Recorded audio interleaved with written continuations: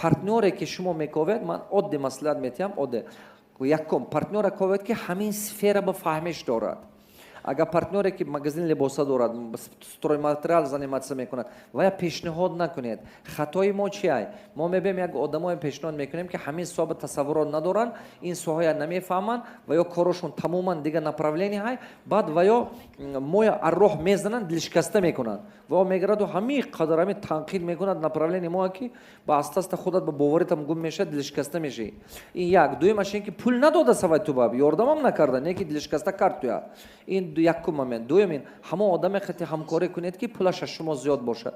Одаме ки нисбати шумо пулаш камай, хати вай ҳамкорӣ накунед. Проблематон мешавад. Бовар кунед, проблема мешавад. Чиба ки вай даромадаш ҳам слабе, худаш даромади зиёд надорад. Проблеми калонтон месозад. Одаме хати кор накунед. Ҳамо одаме ки қарздора ё чай кор накунед хати вай. Одамои қарздор хати